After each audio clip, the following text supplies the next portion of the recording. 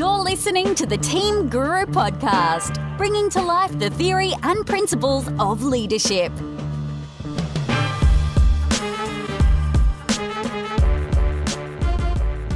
The urge to discover is as old as humanity itself. From the earliest of times, we humans have been driven to find new places to populate. That drive was usually precipitated by environmental necessity. As places were stripped of their resources, people migrated to more fertile lands. These days, the drive to discover new places to live is also being driven by environmental change. The problem is, there's no new places to discover on planet Earth. The age of discovery, led by the Portuguese, followed by the English, the French and the Dutch, began in 1492. And by the early 20th century, humans had reached the last place yet to be colonised, the South Pole. Climate change will be the greatest challenge humanity has faced in thousands of years. There has been mixed attempts by governments around the world to forestall the worst consequences. Some of those attempts have been valiant, some pedestrian, some have been ignorant, and some outright negligent. But the election of the most reactionary president in American history, combined with a string of science-denying governments across the developed world, has led many to despair or find another solution. Elon Musk's dream of colonising Mars is a direct response to the growing threat of climate change. And another group of Silicon Valley dreamers are hatching their own escape route. But it's not in space, it's in the ocean. They call themselves seasteaders, and this month their dream took another big leap towards reality. The plan is to build a floating nation near French Polynesia, expected to be completed by 2022. The island will include 300 homes, along with hotels, restaurants, offices, and more. And it's being bankrolled by PayPal founder Peter Thiel. The Floating Island project is being guided by the Seasteading Institute. I spoke with the president of the Seasteading Institute, Joe Quirk, back in episode 52, and I started by asking him whether the new country would be legally recognised. We're halfway there legally with regard to cruise ships and cargo ships. So your standard cruise ship that I talked about was so wonderfully governed when I was there, it's likely to fly the flag of, say, Liberia, which has no capacity to enforce any laws on the 3,500 ships that fly its flag. Right.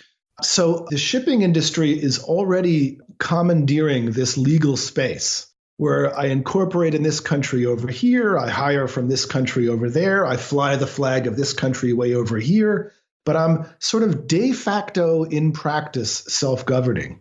So what if cruise ships never docked? They're already getting away with a considerable amount of autonomy in practice as long as they fly the flag of somebody. So they're already a baby step from just saying, what if we never come ashore and we float out here permanently and we're twice as big and we're not a harm to anyone and we're providing a service to the world? Most people love cruise ships. Nations aren't hostile to them. I feel like both the technological and legal innovations are right on the edge of seasteading. I liked your description before when you talked about your concept being like the iPhone of the ocean, or the iPhone of civilization, really, where people can throw out their apps and they'll only survive or be profitable if people buy them. So if they're good, if they have an appeal. And that's what you're imagining governance to be like on these seastead communities, because you would make it very clear that you have no ideological position on any one type of government or another. But if your communities suggest that they're going to act in a certain way, they will rise and fall in popularity and survival on how popular their type of governance is. And if people don't like it, they'll leave and it will fall apart. And if people love it, they will stay and more will want to come. And that would deem that type of governance a success. What do you think it would really be like? How's it going to start in the very least? We're old school thinkers. Everyone who's on the first seastead will have come from an old society like the one that we live in. How do you imagine they'll begin the process of governing? I believe this is such a deep solution that it's in principle unpredictable, the same way the people who, say, founded Australia or the United States couldn't have described to the monarchists what these societies are going to be like or what Manhattan Island is going to look like. Yeah. But nevertheless, I would love to speculate for you here on your show. Please. So I think it's going to go like this. We're going to, before 2020, we're going to have modest little experiments in French Polynesia. We're going to make them beautiful. We're going to fill them with Polynesian faces and Polynesian students. We're going to make it a sort of blue tech hub. Blue tech, love it. Yeah. Wave generation technologies, schools. There's, I don't want to get into my book, but there's multiple ocean technologies you can feature on these things. If we set a good example and our business model works, then we'll start to attach more platforms. By 2025, these could expand. If we please French Polynesia, they may allow us to negotiate for a little bit more autonomy further out to sea. Other island nations and coastal nations may say, hey, this is an interesting thing. We're interested in soliciting you for our island nations. So in the vision of DeltaSync, the Dutch company, it starts as the coastal expansion of existing states. Right. And the innovation is started for a market of voluntary societies at sea that people can choose and unchoose, just like they do cruise ships. So you'll have this steady advancement in legal and engineering technology moving out to the high seas until you're literally on the 45% of the Earth's surface that is unclaimed by existing nation states. And if this system of choice and proliferation of ideas, where seasteads go in and out of business according to people's choices, I think this will unleash unimaginably superior societies. I'm with you. I can imagine it going well. And I'm sorry, I know you were going to continue there, but I just want to recap a little bit there. That it makes so much sense that it would begin as the coastal expansion of existing states. That makes sense to me. And then you've got an eye on that 45% of the Earth's surface that is currently not claimed by anyone. And the tropical oceans, near the equator, hurricanes don't cross the equator. It's calm, it's warm. You can start very small and inexpensively. And the more minds you attract to this problem, the quicker the costs will go down. So you don't have to be an oil company in order to float at sea. There are people working on materials and composites, and there's all sorts of people getting interested in this. And if you can attach to a mountain that's, say, 50 meters below the surface, it turns out the oceans are full of these things. Yeah.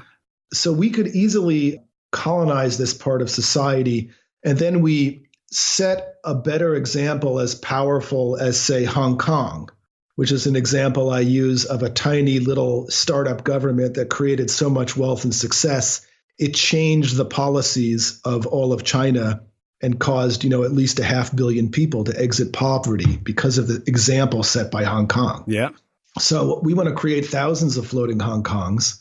Because of Hong Kong, it started a special economic zone movement, which are little sort of legal islands on land. 4,000 of them have proliferated across the world in the last 50 years. And the legal innovator involved with our floating island project, Tom W. Bell, has taken the next step beyond the C zone and the next step beyond the special economic zone and designed what he calls the C zone, which takes the best practices of all these 4,000 experiments and applies them for floating islands. And the great thing about this is that you can go to any coastal country in the world, any island nation in the world, and say, we don't even need your land. We'll bring our own land, grant us a little bit more regulatory freedom. We absorb all the risk. If it fails, we detach, we sell off the seasteads to some competing seastead. There's no risk to the host country. But if we succeed, we bring prosperity to your local people. We set an example that changes the world. And we just want to proliferate Hong Kongs all over the world.